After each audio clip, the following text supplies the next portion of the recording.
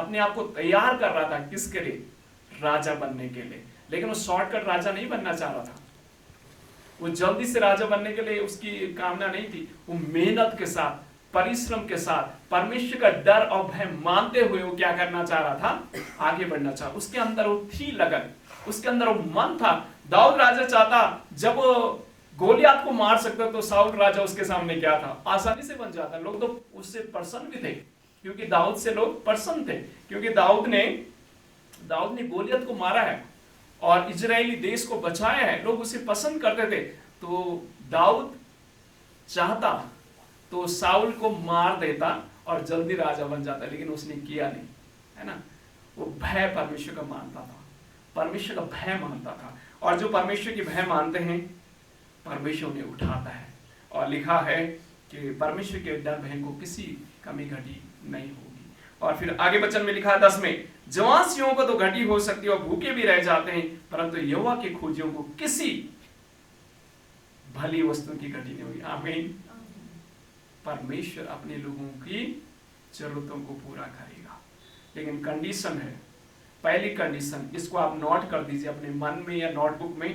पहली कंडीशन ये है कि आपको मुझे सीखने की आवश्यकता है, अपनी जीभ को बुराई से रोकें।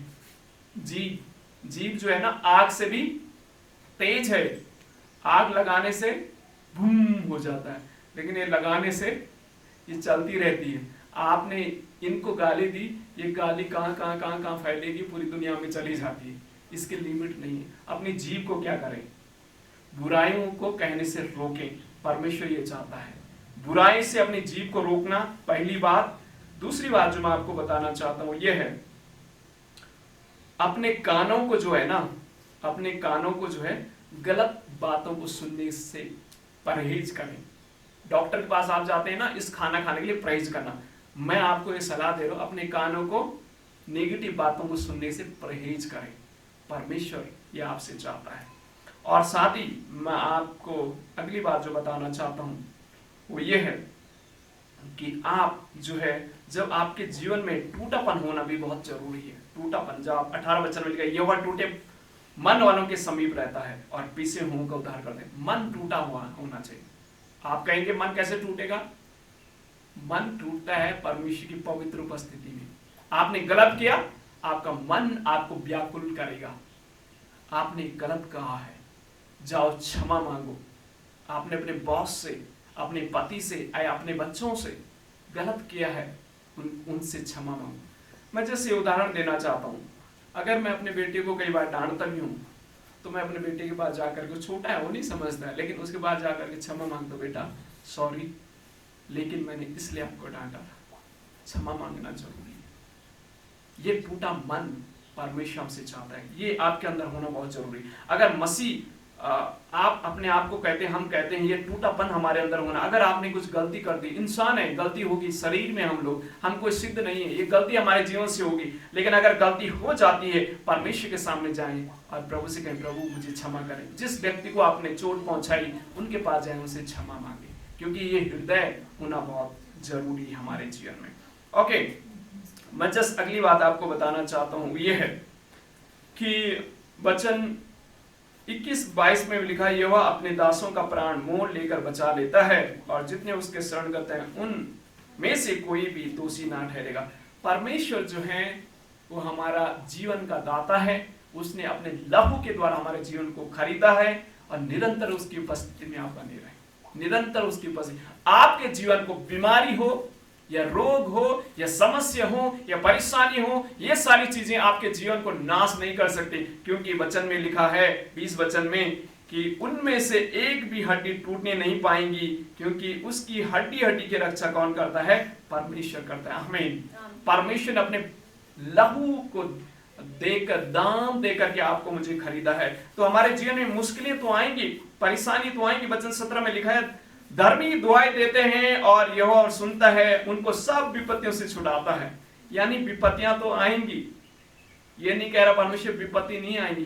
विपत्ति का मतलब क्या? मुश्किलें आएंगी, दिक्कतें आएंगी, परेशानी आएंगी, सब चीजें तो जीवन में होगी, लेकिन परमेश्वर आपको मुझे छोड़ेगा नहीं।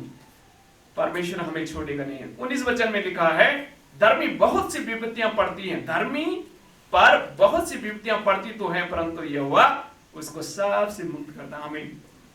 मुश्किलें आती हैं, परेशानी आती हैं, लेकिन परमेश्वर इस चीज को याद रखें कि परमेश्वर ने अपने लहू के द्वारा अपने दाम दे करके आपको खरीदा है। तो निरंतर उस परमेश्वर के अनुग्रह को आप ढूंढें। प्रभु से कहें, प्रभु मैं निरंतर तेरी उपस्थिति में रहूंगा, तेरी तारीफ करूंगा, तेरी बढ़ाई करूंगा, तेरी आराधना करूंगा, तो उससे प्रार्थना करूंगा प्रभु, और परमेश्वर आपको बचा देगा। आमीन। अय्यूब निरंतर परमेश्वर की उपस्थिति में बना रहा, परमेश्वर ने उसे बचाया। डैनियल निरंतर परमेश्वर की उपस्थिति में बना रहा, परमेश्वर ने उसे बचाया। जब उनको बचा सकता है, आपको भी बचाएगा। मैं आगे बढ़ना चाहता हूं। आज हमने तीसरा पाठ जो है वो कुरिन्थियों उसका पहला कुरिन्थियों उसका 2 अध्याय उसके 10 से 16 वचन था। मैं कुछ वचन आपके लिए पढ़ना चाहता हूं। वचन 10 लिखा है, परंतु परमेश्वर ने उनको अपने आत्मा द्वारा हम पर प्रकट किया, क्योंकि आत्मा सब बातें वरन परमेश्वर की गुड बातों को जांचता है। पहली बात जो इस भाग से हमें सीखने को मिले, या इस पूरे भाग से हमें सीखने को मिलता है, वो ये है, आत्मा में चले। किसमें चले? आत्मा में चले। आप मेरे पीछे बोले, आत्मा में चले। आप कहेंगे आत्मा में हम कैसे चलेंगे, हमारा तो शरीर आत्मा तो दिखाई नहीं देता, आत्मा कैसे चलेगा?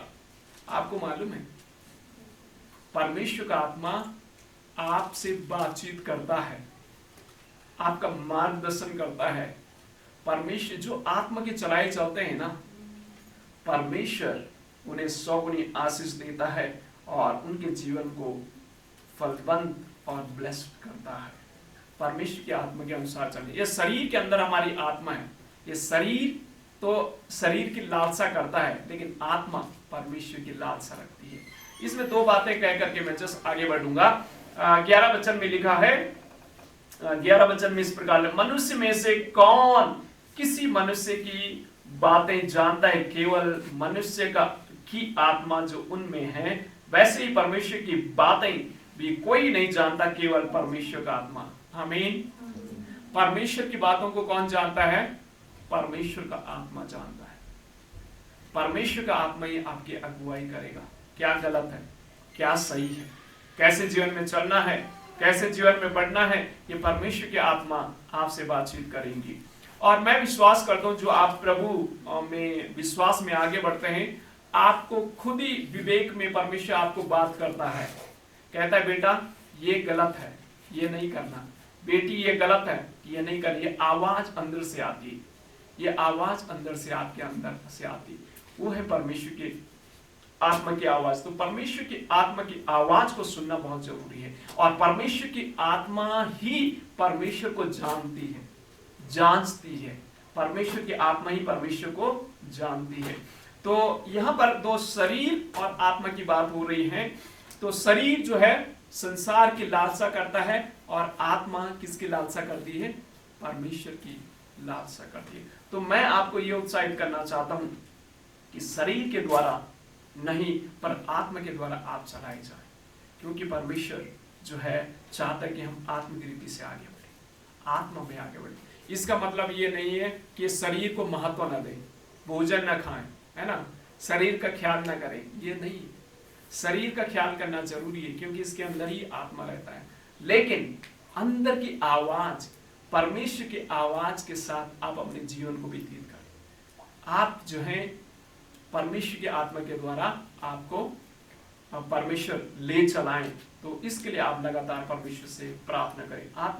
आत्मिक जो व्यक्ति होता है वो आत्मा के चलाए चलता है। शरीर के व्यक्ति जो होता है, जब गलतियों की पत्री को पढ़ेंगे, आत्मा लिखा है, आत्मा के फल ये हैं, शरीर के फल हैं, व्यभिचार करना और गलत घिनौने काम करना और नशे की आदत, पियक्कड़पन और तमाम प्रकार की जो संसारिक चीजें हैं, वो शरीर के काम है। आत्मिक काम क्या है? आत्मा के फल है, प्रेम है, धीरज है, नम्रता है, विश्वास है, संयम है, ये आत्मा के फल। ये आप अपने जीवन को जांचें, अपने जीवन को परखें, आप किसके चलाए चल रहे हैं? आत्मा के चलाए चल रहे हैं या शरीर के चलाए चल रहे हैं? अगर शरीर के चलाए चल रहे हैं तो नाशवान है, आत्मा के चलाए चल रहे हैं तो वो अविनाशी है, जो समाप्त नहीं होगा, हमेशा हमेशा के लिए परमेश्वर की उपस्थिति में। अपने आप को जांचें, अपने आप को परखें, क्योंकि यहाँ पर कुरिन्थियों की कलीसिया में पौलुस चीज को उन्हें बार बार याद दिला रहे हैं कि हमें शरीर के द्वारा नहीं पर आत्मा के द्वारा चलने की आवश्यकता है। वचन 15 में लिखा है, आत्मिक जन सब कुछ जांचता है, परंतु वह आप किसी से जांचा नहीं जाता।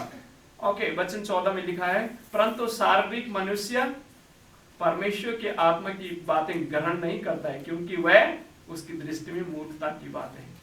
तो शारीरिक जो है वो परमेश्वर की बातों को ग्रहण नहीं करता, यानी वो संसार के जीवन जीता है, पापी जीवन, घिनौने काम, ये सब उनके लिए क्या है, उसके जीवन में वो पाई जाएंगे। अगर आपके जीवन में संसारिक बातें पाई जाती हैं, अपने आप को जांचें, अपने आप को परखें, परमेश्वर से कहे, प्रभु मेरे जीवन में बदलाव लेके आए और आत्मा के अनुसार चलने के लिए प्रभु मेरी मदद हो सके। 16 वचन में लिखा है, क्योंकि प्रभु का मन किसने जाना है कि उसे सिखाए, परंतु हम में मसीह का मन है। मसीह का मन रखना बहुत जरूरी है। परमेश्वर से कहे, प्रभु हे प्रभु आप मसीह का मन मुझे दे, क्योंकि आप मसीह का मन अगर आपके जीवन में है, आपके चाल चलन, आपके कार्य में परमेश्वर बदलाव लेकर के आएगा। ओके, आगे आइए हम अपने स्थानों में खड़े हो जाएं और मैं ये वचन कह करके जस्ट समाप्त करना चाहूंगा। भजन जो हमने मती मरकुस से पढ़ा था, ये वचन पढ़ करके मैं जस्ट समाप्त करना चाहता हूँ। जागते रहो और तैयार रहो। मेरे साथ बोले, जागते रहो और तैयार रहो। जागते रहो और तैयार रहो।